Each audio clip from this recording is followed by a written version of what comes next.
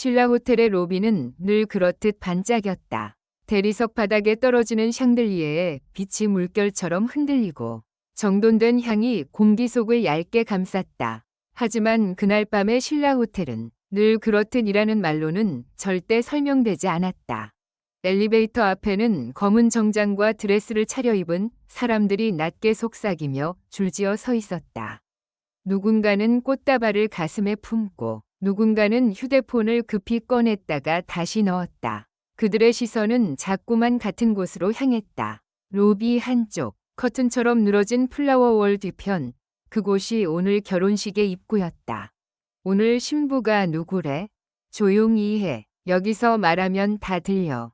작게 끓는 소문은 뜨거운 물처럼 바닥을 타고 퍼졌다. 누가 결혼하는지 정확히 아는 사람은 없는 것처럼 보였지만 모두가 뭔가를 안다는 얼굴이었다. VIP 라운지 출입증이 반짝이며 흔들리고 안내 직원의 목소리는 유난히 단정했다. 그리고 그때였다. 자동문이 미끄러지듯 열리며 겨울 공기가 얇은 칼처럼 로비 안으로 들어왔다. 바람이 사람들의 옷자락을 살짝 들어 올렸고 한 남자가 천천히 안으로 걸어 들어왔다. 편안했다. 너무 편안해서 오히려 눈에 띄었다. 검은색 코트도 번쩍이는 구두도 아니었다. 깔끔한 니트와 차분한 슬랙스, 과하지 않은 시계, 그리고 조금 헝클어진 듯하지만 자연스럽게 정돈된 머리. 마치 이곳이 낯설지 않은 사람처럼, 혹은 오늘의 주인공이 아니라 별표 오늘의 증인처럼. 사람들의 숨이 한 박자 늦게 멎었다. 박서진.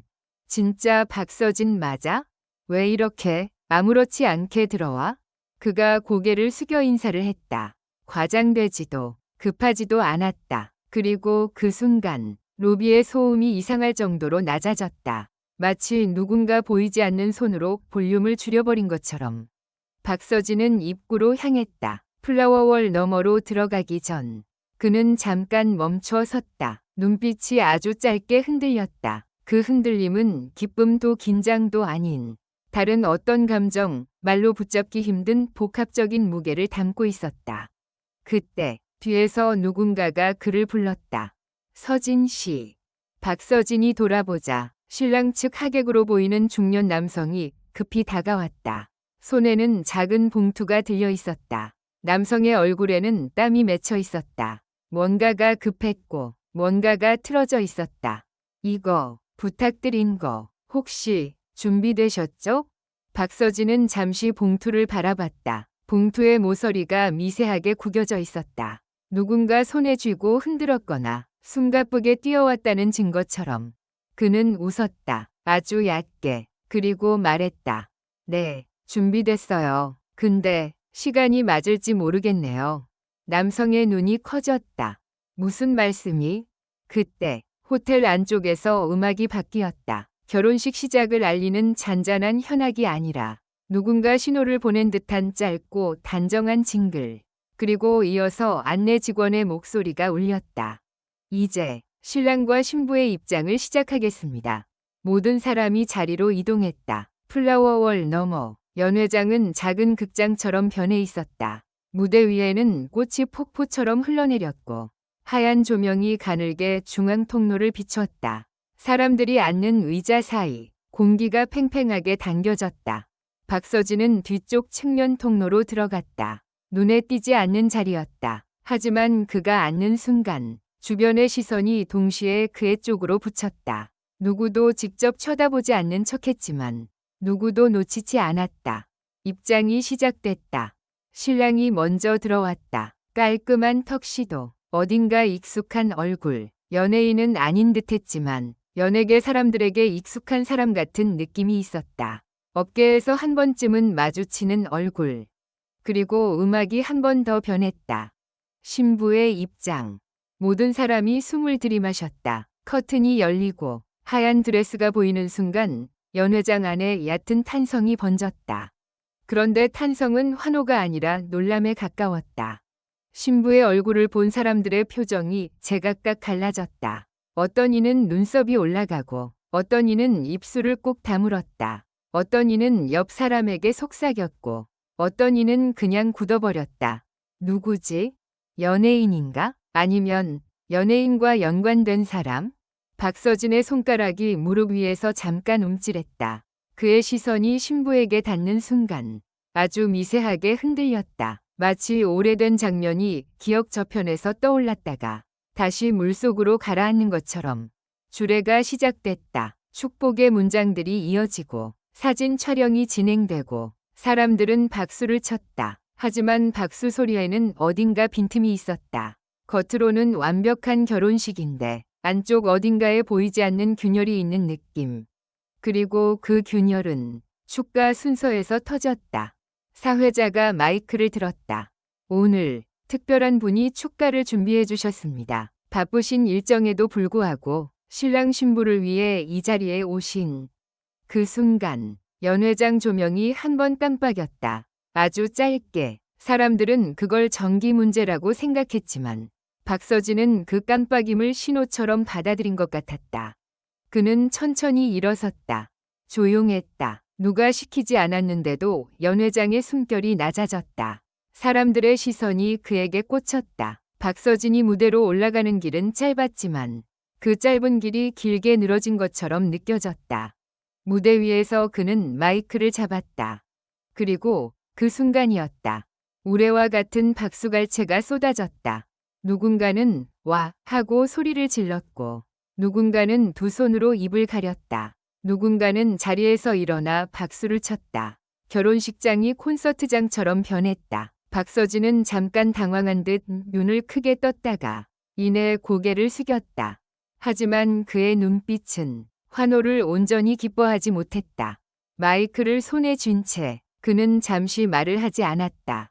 음악도 아직 시작하지 않았다. 그 짧은 정적이 오히려 더 크게 사람들을 집중시켰다. 박서진이 입을 열었다. 오늘 사실 저는 축가만 부르러 온 게 아닙니다.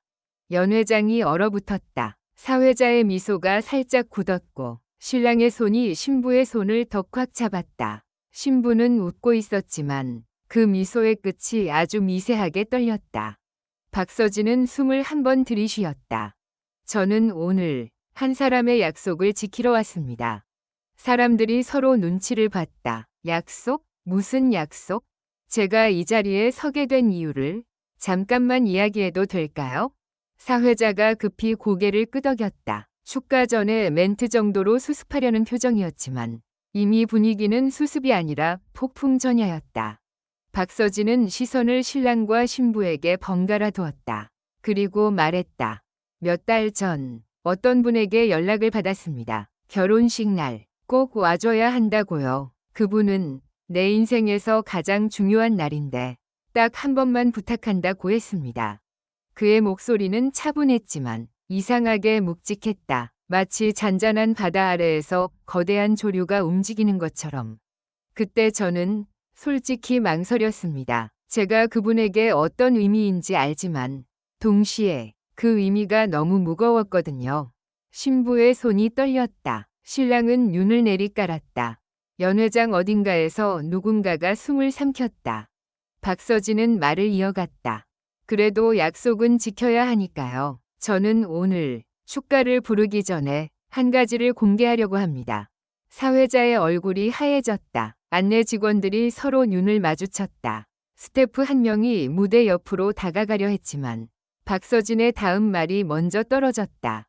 오늘 결혼식의 신부님은 모든 사람의 심장이 같은 순간에 뛰었다. 제 인생에서 가장 큰 은인이셨던 분입니다. 연회장이 술렁였다. 연인이나 첫사랑 같은 자극적인 단어가 아니라 은인이라는 단어가 오히려 더 위험하게 느껴졌다. 은인이라면 어떤 사연이 있어도 이상하지 않다. 은인은 가족일 수도, 스승일 수도, 혹은 남들이 모르는 상처의 증인일 수도 있다. 박서진은 짧게 웃었다. 하지만 그 웃음은 슬픔에 가까웠다. 제가 힘들었을 때, 아무도 제 편이 아닌 것 같았을 때, 그분은 제게 말해주셨습니다. 너는 내 목소리로 살아야 한다고. 신부의 눈가가 붉어졌다. 신랑은 그 모습을 보고 아주 천천히 고개를 끄덕였다. 그 고개 끄덕임이 무엇을 의미하는지 누구도 확신할 수 없었다. 박서진은 마이크를 조금 더 가까이 가져왔다.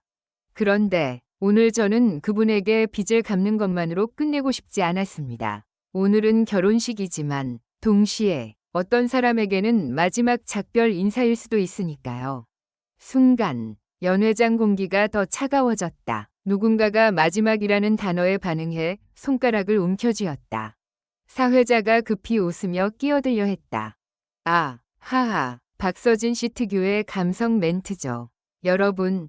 하지만 박서진은 사회자의 목소리를 부드럽게 막아섰다.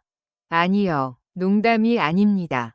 그 말이 떨어지는 순간 연회장 한쪽 문이 조용히 열렸다. 하객들이 돌아보는 사이 검은 정장을 입은 두 사람이 들어왔다. 호텔 직원이 아니라 어딘가 공식적인 사람 같은 분위기였다.